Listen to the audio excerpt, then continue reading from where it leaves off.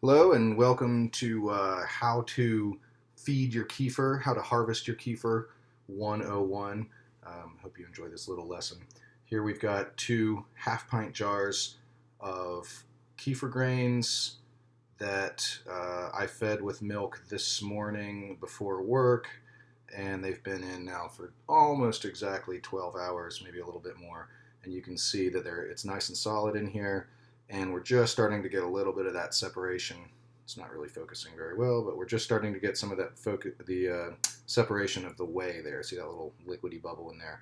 So it's pretty much solid all the way down. I can kind of turn it up, and it's just kind of, yeah, starting to separate a little bit. So now's the time.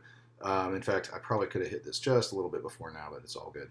So I'm going to shake this up a little bit just to get it reintegrated back so that it's nice and milky liquidy all together. I'm going to open her up. There's a nice little hiss of carbon dioxide. And I've got a very small sieve because this is the one that's narrow enough, that's small enough, little sieve mesh for me for this process. So I have to do this in a double process, and I don't love it. I would actually rather have a larger sieve, but that's all right.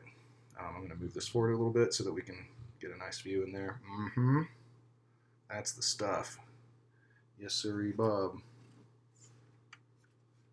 And I'm going to see if we can adjust the light just a tad here. Make it a little bit smaller, a little bit lighter. Oop. That'll do. Okay, so what we've got here is kefir grains and the stuff, and it's just kind of sitting there all mushed up. So I'm going to do my little move here where I just force the kefir, and as it's doing, I'll let you see it. Forcing the kefir liquid yogurt through the mesh.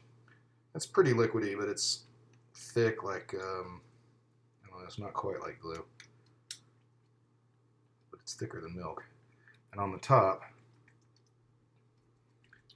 I'm getting all the nice solids in there.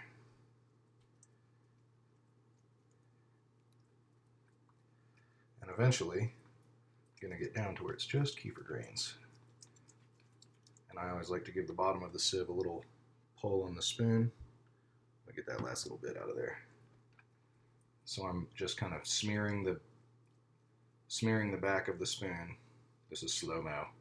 Smearing the back of the spoon against the mesh so that it forces the yogurt through.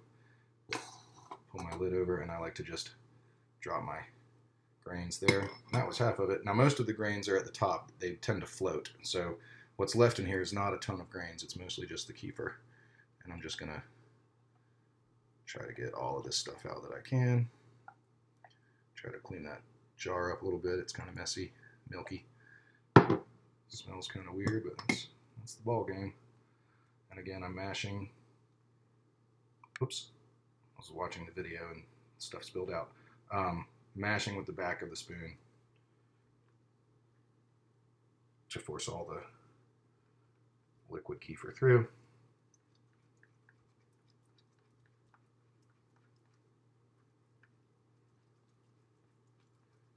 And now all I've got, for the most part, are just a spoonful of kefir grains. Ain't they lovely? Let's see, try to focus them in.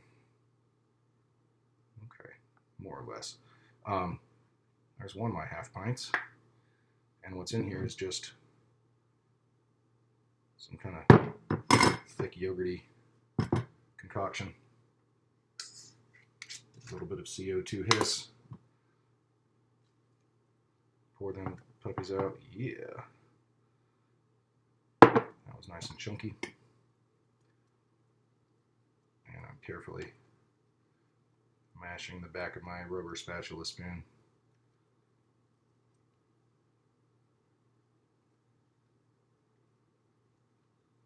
Against the sieve, and you can see the stuff kind of dripping out. All those bubbles are nice. That means it's going to be effervescent.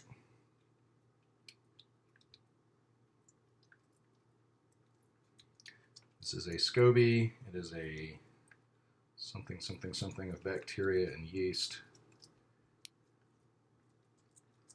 As I'm mashing, getting that junk out, and then give it a little wipe Just a little wipe there at the bottom. Happy little wipe. Happy little kefir grains.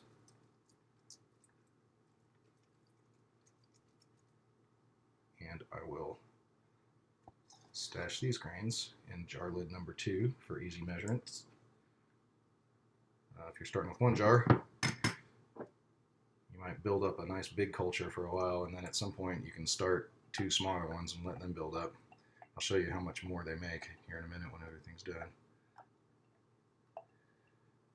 Okay, last little mash, mash, mash. Again, oh, we're dripping out nicely. This is mostly the liquid now because all those solids, all the kefir solids floated to the top. So that's what I'm getting. And we are looking at that last little scoop of kefir grains. They're like little gummy bears, little teeny gummy bears, bouncing here and there and everywhere. High adventures are beyond compare. Last little clean out. A few more grains just for good measure. Okay, this is gross. Just leave that there. All right, let's take a look at what we got here. This is a coffee tablespoon measure. I'm shooting for a tablespoon of kefir grains.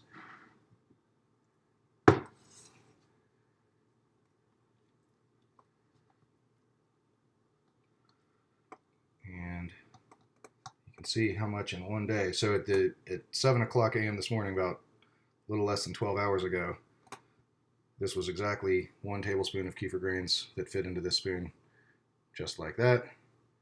And I'm going to return it back into its old jar. It's okay if it's a little dirty and used, it's fine, it stays in there. It kind of keeps going over and over again until I just can't stand it anymore and have to clean it out and get a fresh jar.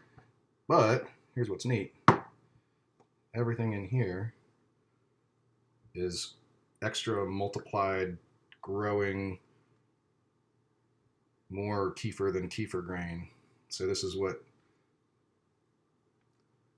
got added in one day, basically 12 hours of growth.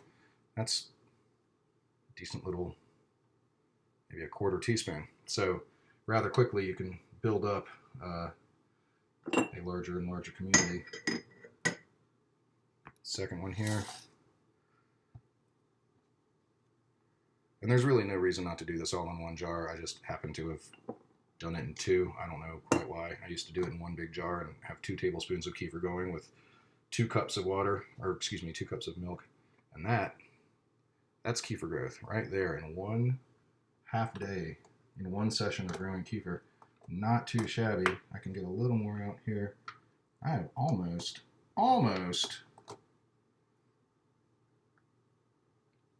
got another tablespoon just in 1 day, for goodness sakes. That is pretty rad. However, this is going to go right into the compost. Good compost.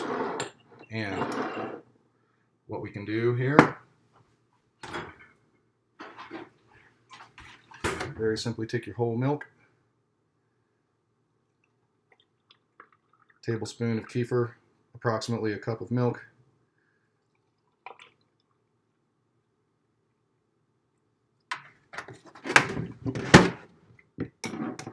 it's messy, it's kind of weird, it's okay. Give them a little shake, get them started, onto the countertop they go, room temperature. They love 72 degrees, but they'll work in a range. Oh, and then we have this.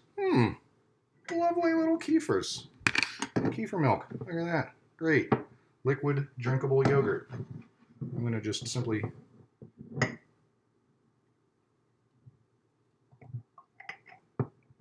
get it all out.